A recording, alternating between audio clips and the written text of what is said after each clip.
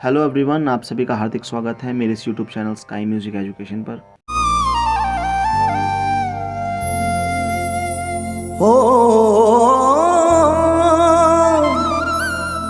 काफ़ी दिनों के बाद एक और वीडियो मैं आप सबके बीच में लेके आया हूँ।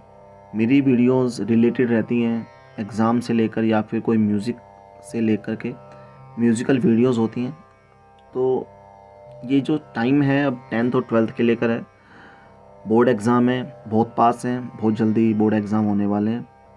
तो उनमें से ही होने वाला एक प्रश्न है जो कि 12th क्लास से रिलेटेड है। 12th क्लास के लिए जो प्रश्न है वो है संगीत रत्नाकर।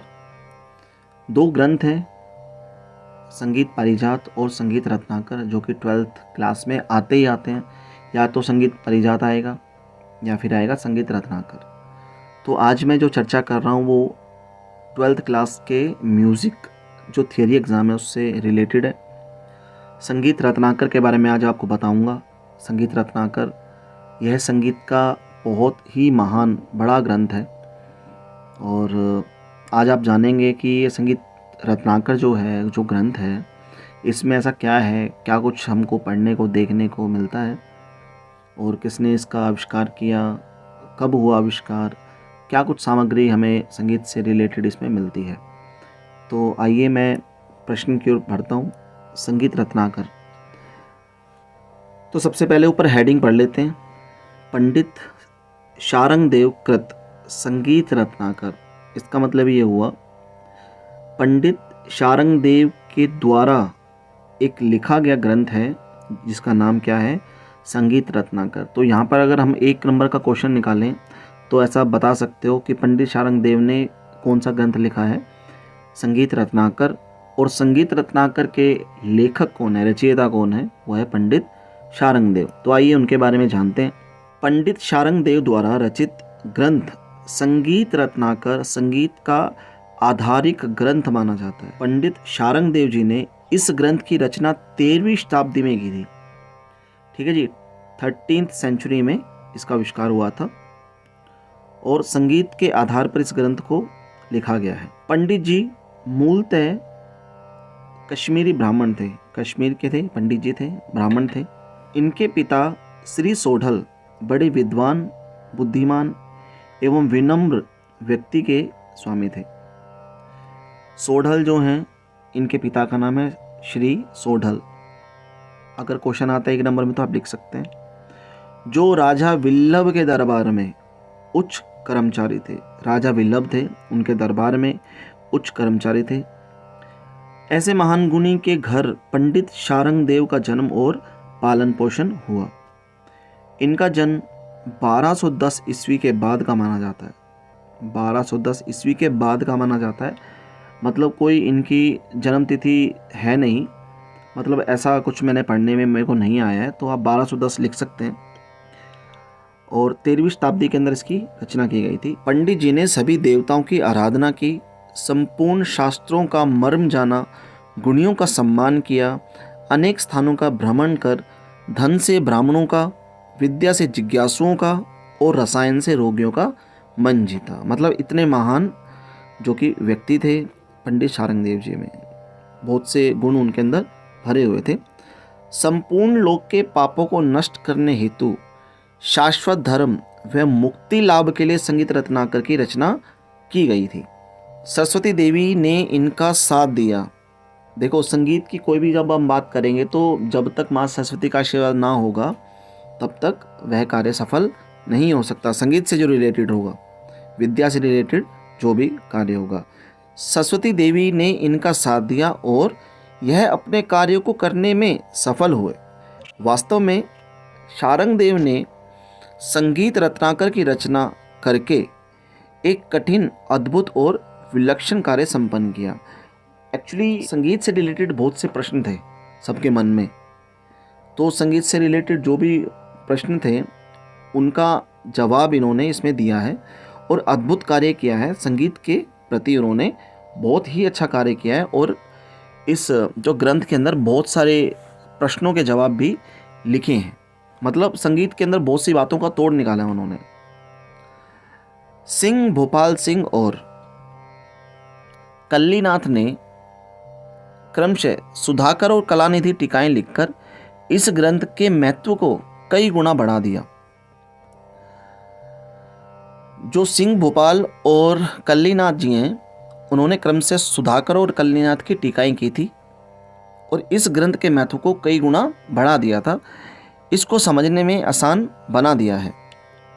इस ग्रंथ को प्राचीन संगीत के प्रमुख ग्रंथ के रूप में स्वीकारा गया है। मतलब संगीत का बहुत प्राचीन ग्रंथ है ये, तो प्राचीन ग्रंथ के रूप में इसको हम स्वीकार करते हैं, मानते हैं कि संगीत रत्नाकर एक प्राचीन संगीत का ग्रंथ है।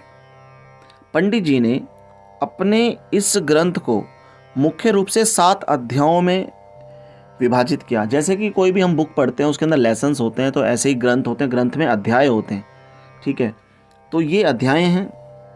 जैसे कि हम गीता के बारे में जानें तो गीता में भी अध्याय हैं हमारे।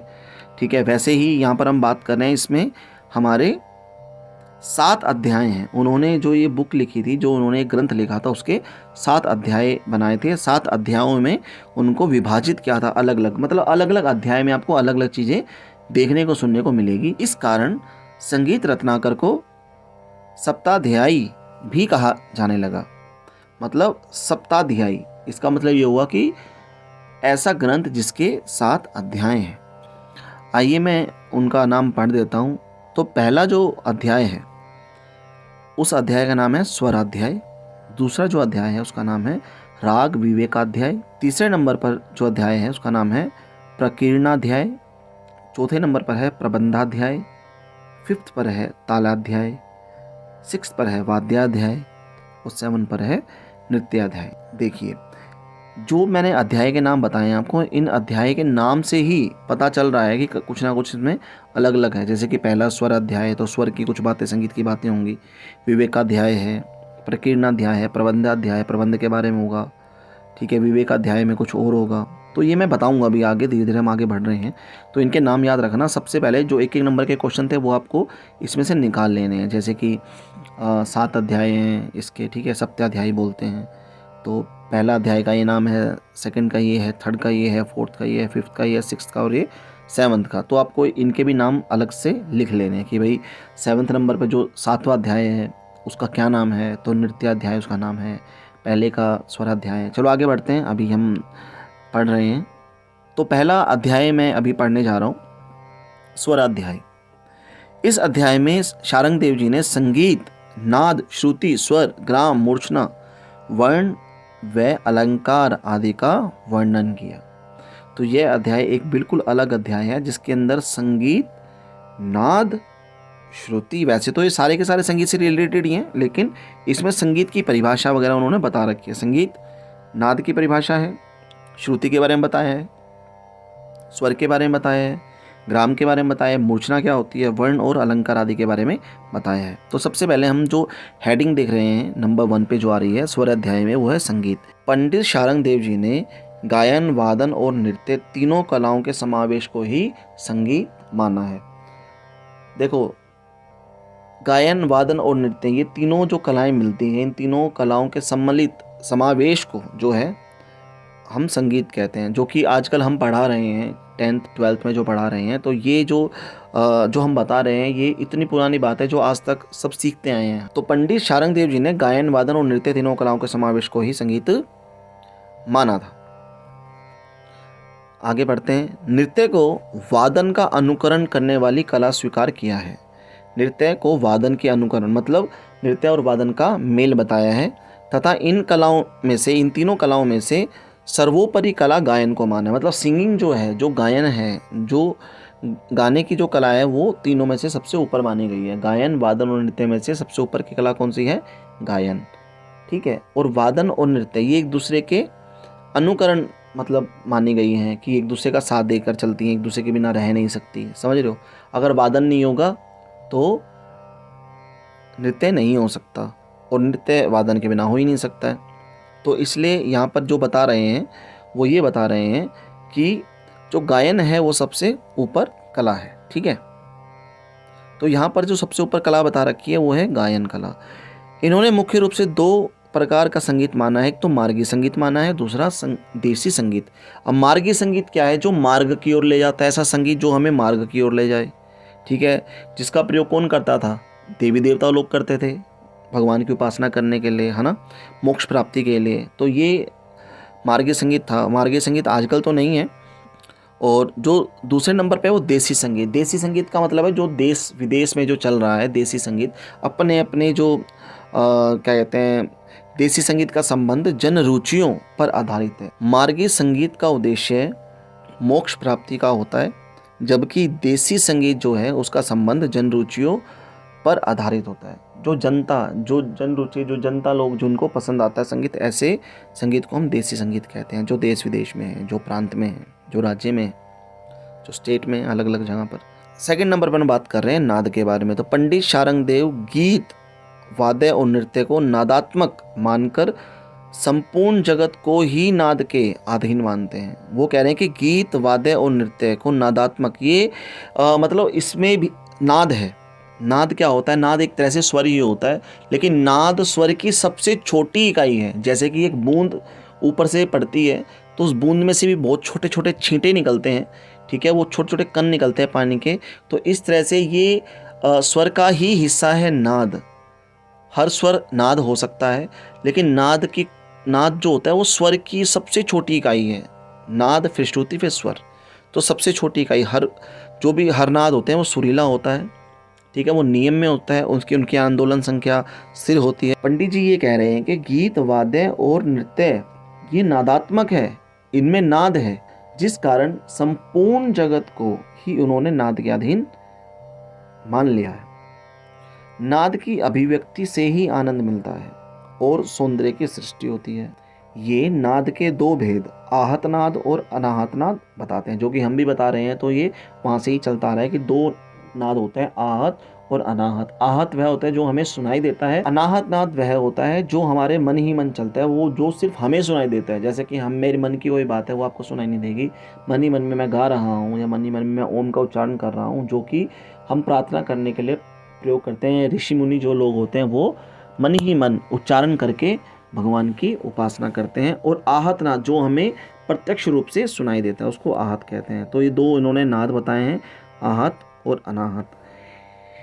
ये नाद की उत्पत्ति नकार, प्राण और दकार, अग्नि के संयोग से मानते हैं।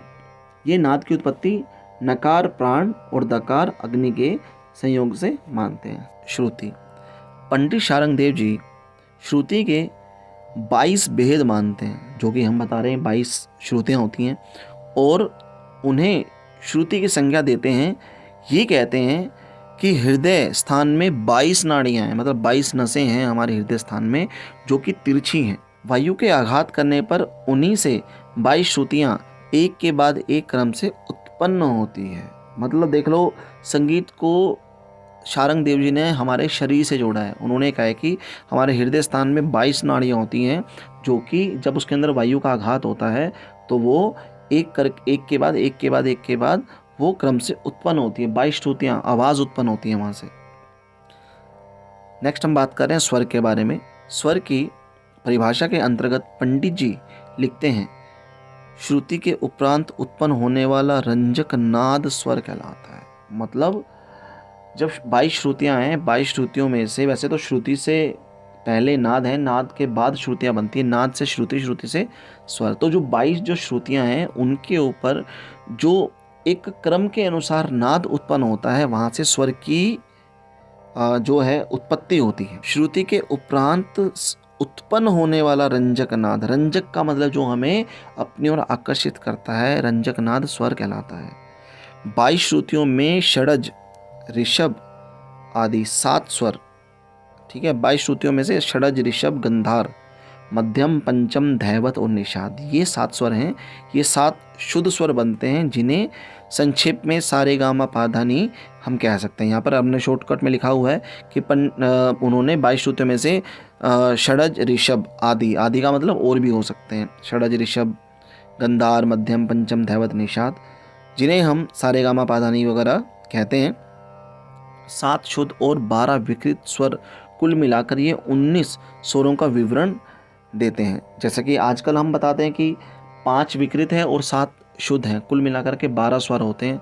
ठीक है, जैसे कि हम बात करते हैं सा, रे कोमल, रे शुद्ध, गा कोमल, गा शुद्ध, मा शुद्ध, मा तीव्र, पा, फिर धा कोमल, धा शुद्ध, नी कोमल, नी शुद्ध। इस तरह से सा से लेकर नी तक कुल मिलाकर 12 स्वर होते हैं, जिनमें से 7 शुद्ध होते हैं और 5 विकृत स्वर होते हैं।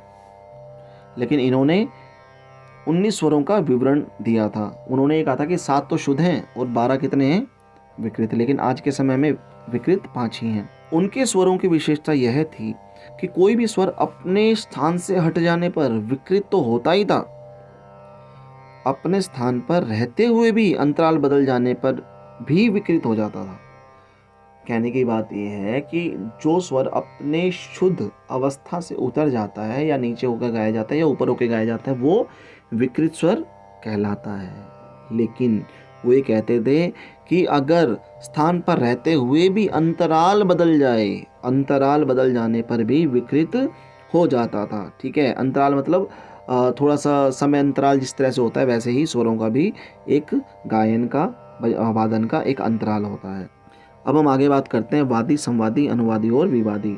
वैसे तो वादी, संवादी, अनुवादी, विवादी हम क्या पढ़ते हैं कि जो राग में सबसे ज़्यादा प्रयोग किया जाता है वादी, वादी के बाद आता है संवादी, जो वादी के बाद प्रयोग किया जाता है। और अनुवादी का मतलब ये हुआ वादी और संवादी को छोड़ के जितने भी स्वर जो प्रयोग किए जाते हैं वो अनुवादी। और विवादी जो राग में ना लगा हो और फिर भी लग जाए, जो राग बिगाड़ दे, जो कि वहाँ पर विवाद उत्पन्न करे, जिससे राग बदल जाए, राग बिगड़ जाए, गाना बिगड़ जाए, और जो स्वर नहीं लगता है फिर भी गा दिया जाए, उसको हम विवादी कहते हैं। लेकिन इन्होंने क्या लिखा वो पढ़ते हैं। जिस स्वर का राग में बहुत प्रयोग हो वह वादी। देखो यही हम बात कर रहे हैं। और जिन 2 आधार श्रुतियों के मध्य 8 या 12 श्रुतियों का अंतर है वह संवादी होता है। ठीक है, अब वादी तो वो होता है जो राग में सबसे ज़्यादा प्रयोग किया जाता है, उसको हम राग का राजा कहते हैं।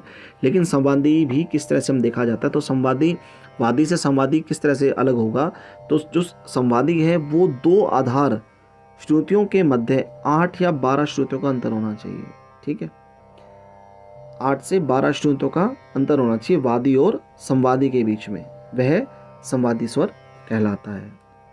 विपरीत वाद रखने वाला यानी शत्रु तुल्य विवादी स्वर, मतलब जो स्वर ऐसा जो बिगाड़ दे राग को, वह है शत्रु, वह विवादी स्वर कहलाता है। और जो दूसरे स्वरों का अनुसरण करने वाले सेवक यानी अनुवादी स्वर कहलाते हैं। इसका मतलब ये हुआ कि जो स्वर वादी और संवादी के अलावा उसमें गाए गए हैं, जो बार बार जो राग की सहायता कर रहे हैं, सहायक स्वर हैं, उनको हम अनुवादी स्वर कहते हैं। वही बात मैं बता रहा हूँ जो हम आज पढ़ा रहे हैं, ये ही हमने यहाँ से पढ़ करके हमारे गुरु लोगों ने हमको यहाँ से सिखाया है। उसके बाद हम बात करते हैं ग्राम। ग्राम क्या होता है भाई? ग्राम की परिभाषा में लेखक लिखते हैं, ठीक है, क्या लिखते हैं पंडित जी? मूर्छना का आश्रय स्वर समूह ग्राम है, प्रचलन में षडज और मध्यम ग्राम है। वैसे तो 3 ग्राम हमने बताए हैं, षडज, मध्यम और गंधार। गंधार ग्राम जो है वो लुप्त हो चुका है, वो जा चुका है, क्योंकि जब यहाँ देवी देवता रहते थे और जब स्वर्ग में गए तो वो गंधार ग्राम को अपने साथ ही ले गए। तो देवी देवता लोग गाते थे, गंधर्वों से इसका रिलेशन बताया गया था। तो आज के जो समय में वो हैं जो षडज और मध्यम ग्राम है, और षडज ग्राम ही गाया जाता है, मतलब जो मेन जो है अभी हम जो गा रहे हैं षडज ग्राम ही गाया जाता है। मूर्छना का आश्रय स्वर समूह ग्राम है, मतलब ग्राम से मूर्छनाएं बनती हैं। तो यहाँ पर हमने बताया कि 2 ग्राम है, 1 ग्राम लुप्त हो गया। तो षडज और मध्यम ग्राम के बारे में पंडित जी ने बताया है। मूर्छना के बारे में बता रहे हैं, नेक्स्ट हेडिंग जो है 7 स्वरों को क्रम से आरोह अवरोह करना मूर्छना कहलाता है। 7 स्वरों को जब हम क्रम से आरोह और अवरोह, असेंडिंग डिसेंडिंग गाएंगे तो वो मूर्छना कहलाता है। जैसे सा रे गा मा पा धा नी नी धा पा मा गा रे सा, सा रे गा मा पा धा नी नी धा पा मा गा रे सा। क्लियर? ये सा से लेकर नी, नी से वापस आके फिर एक स्वर उतरेगा, नी नी सा रे गा मा पा धा धा पा मा गा रे सा नी, धा नी सा रे गा मा पा मा गा रे सा नी धा। इस तरह से ये मूर्छनाएं होती हैं। षडज और मध्यम ग्राम से 7 मूर्छनाएं, टोटल मिलाकर के 14 मूर्छनाएं बताई हैं उन्होंने। तो आइए अब हम आगे बात करते हैं वर्ण के बारे में। ज्ञान क्रिया को वर्ण कहते हैं, मतलब गाने की जो क्रिया है उसको हम वर्ण कहते हैं। वर्ण 4 प्रकार के होते हैं। देखिए यहाँ पे वर्ण का मतलब अक्षर नहीं है कि आप सोचें कि वर्ण का मतलब अक्षर होता है या अक्षर से शब्द बनता है। यहाँ पे वर्ण एक क्रिया है, मतलब गाने की जो क्रिया है उसको हम वर्ण कह रहे हैं। एक स्वर पर स्थिर रहने से, जैसे सा रे से स्थाई वर्ण बनता है। मतलब कि एक स्वर को अगर हम बार बार गा रहे हैं, जैसे कि सा रे गा। स्थाई का मतलब होता है रुकना, ठीक है। तो दो स्वर यहाँ पर एक साथ हैं, दो से मतलब अधिक होने चाहिए, एक से ज़्यादा होने चाहिए, मतलब एक से दो, दो से तीन, चार भी हो सकते हैं। तो स्थाई वर्ण जो बार बार गाए जाएं उसको स्थाई वर्ण कहते हैं। एक वर्ण होता है जिसको हम आरोही वर्ण कहते हैं, उसके बारे में लिखा है उन्होंने, स्वरों को आरोह रूप में प्रयुक्त करने से आरोही वर्ण बनता है, मतलब असेंडिंग ऑर्डर में, सारे गामा पाधानी, है ना, ऊपर की ओर जा रहा है। स्वरों को अवरोही करने से अवरोही वर्ण बनता है, मतलब डिसेंडिंग ऑर्डर कि जो स्वर ऊपर से नीचे की ओर आ रहा है। नी धा पा मा गा रे सा रे सा पा मा गा रे सा धा पा मा गा रे सा, ऐसा कुछ। और तीनों का सम्मिश्रण करने से संचारी वर्ण बनता है, जैसे सा रे गा मा गा रे सा, मतलब मिक्सअप। इसके अंदर स्थाई वर्ण भी आपको देखने को मिलेगा, आरोही वर्ण भी आपको देखने को मिलेगा और अवरोही वर्ण भी उसमें देखने को मिलेगा। नेक्स्ट हम बात करते हैं अलंकार। अलंकार लाइक आभूषण, ऑर्नामेंट, जिसे संगीत काफ़ी सुंदर बनता है। पंडित शारंग देव ने विशिष्ट वर्णीय समुदाय को ही अलंकार कहा है। मतलब जैसे कि सा रे गा मा पा धा नी सा, ये अपने वर्ण है, मतलब स्वर हैं। तो अलंकार का जो प्रयोग है वो गान में रंजकता, मतलब सुंदरता उसमें बढ़ाई जाती है, जो हमें अपनी ओर आकर्षित करती है। स्वरों की स्थिति का ज्ञान करवाने के लिए बताया गया है। जैसे कि जो अध्यापक होते हैं, जो टीचर्स होते हैं, वो स्टार्टिंग में अलंकार का अभ्यास करवाते हैं। वर्गगत अलंकारों के 4 भेद बताए गए हैं। यहाँ पर 4 प्रकार के अलंकार बताए गए हैं। स्थायी वर्ण अलंकार, आरोही वर्ण अलंकार, अवरोही वर्ण अलंकार और संचारी वर्ण अलंकार। जो वर्ण हमने बताए थे, स्थायी, आरोही, अवरोही और संचारी, उन्हीं से रिलेटेड ये अलंकार भी हैं। स्थायी वर्ण अलंकार, आरोही वर्ण अलंकार, अवरोही वर्ण अलंकार और संचारी वर्ण अलंकार। पद और लय से युक्त और वर्ण से अलंकृत गान क्रिया को पंडित जी ने गीति कहा है। मतलब पद का मतलब यहाँ पर हुआ जो अक्षर होते हैं, जो शब्द होते हैं, जो कुछ पंक्तियाँ होती हैं, और लय से युक्त मतलब जो लिखे गए पद हैं और वो लय से युक्त और वर्ण से अलंकृत गान क्रिया को पंडित जी ने गीति की संज्ञा दी है। चलिए आगे चलती हैं। ये तो सब हमने जो कि देखा संगीत के बारे में था। संगीत का जो पहला जो इन्होंने स्वराध्याय था उसके अंदर इन्होंने बताया है। अभी हम अगला देखेंगे, नेक्स्ट जो है वो है राग विवेकाध्याय। अब जल्दी खत्म होने वाला है प्रश्न ये। यह संगीत रत्नाकर का दूसरा अध्याय है। इसके अंतर्गत 284 रागों का वर्णन किया गया है। ठीक है, तो 284 जो राग हैं उनका वर्णन इस राग अध्याय में किया गया है। तो अब ये क्वेश्चन बनता है कि राग विवेकाध्याय में कितने रागों का वर्णन है, तो 284 का है। और राग विवेकाध्याय संगीत रत्नाकर का कौन सा अध्याय है, तो ये 2nd नंबर का जो अध्याय आएगा। उन्होंने सभी रागों को 10 भागों में बांटा है, मतलब 264 रागों को उन्होंने 10 भागों में बांट दिया। उनके नाम और संख्या ये है। ग्राम राग 30 हैं, राग 20 है, उपराग जो है 8 है, रागांग 8 है, भाषांग 21 है, क्रियांग 12 है, उपांग 3 है, भाषा 96 है, विभाषा 20 है और अंतर्भाषा 4 है। तो आप इसको पढ़ सकते हैं, देख सकते हैं। 3rd नंबर पर बात करें प्रकीर्णाध्याय। यह संगीत रत्नाकर का तीसरा अध्याय है, जिसमें उन्होंने वाग्यकार के 28 गुणों का विवेचन किया है। अब वाग्यकार क्या होता है भाई? वाग्यकार का अर्थ होता है बोलने वाला, जो बोल रहा है, वाचक, उसको वाग्यकार कहते हैं। उसको गायकार भी बोल सकते हैं। तो जो बोल रहा है उसके 28 गुणों का वर्णन किया, 28 गुण। ठीक है, मतलब उसकी गुड हैबिट्स के बारे में बताया गया है। इसके अतिरिक्त उसने गायक एवं वादकों के गुण दोष भी बताए हैं। मतलब गुण और दोष, गुण तो बताए हैं, साथ में दोष भी बताए हैं गायक और वादकों के। तो यहाँ पर वाग्यकार करता है जो बोल रहा है। ठीक है। 4th नंबर पर है प्रबंधाध्याय। संगीत रत्नाकर का वह चौथा अध्याय है। इसमें शारंग देव जी ने प्रबंध के विषय में विचार किया। प्रबंध क्या है भाई? अब प्रबंध सुनो। तो अभी जो चलती है वो है ख्याल गायन शैली। ख्याल गायन शैली से पहले जो था वो था ध्रुपद गायन शैली 15वीं शताब्दी में। और 15वीं शताब्दी से पहले क्या चलता था? ध्रुपद से पहले थे प्रबंध। तो प्रबंध कुल मिलाकर के आई थिंक बहुत सारे प्रबंध थे। आई थिंक 264 प्रबंध थे जहाँ तक मुझे याद है। तो यहाँ पर प्रबंधाध्याय में प्रबंध के बारे में बताया गया, क्योंकि 13वीं शताब्दी में तो प्रबंध चलते थे, तो प्रबंध के बारे में उन्होंने बताया है। और इसके अतिरिक्त निबद्ध गान, अनिबद्ध गान, रागालाप, रूपकालाप, गान। निबद्ध गान जो होता है वो बंधा हुआ जो गान होता है उसको निबद्ध गान बोलते हैं। अनिबद्ध गान जो होते हैं, जो ओपन जो हम गाते हैं, उसको अनिबद्ध गान बोलते हैं।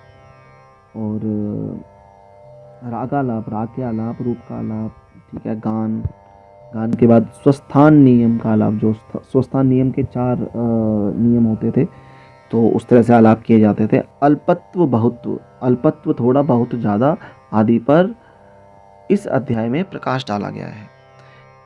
मैं एक बार फिर से पढ़ देता हूँ। इसके अतिरिक्त निबद्ध गान, अनिबद्ध गान, रागालाप, रूप का आलाप, गान, स्वस्थान नियम का आलाप, अल्पत्व, बहुत आदि पर इस अध्याय में प्रकाश डाला गया है। तो हम 5th पे बात करेंगे तालाध्याय, जो कि ताल के बारे में।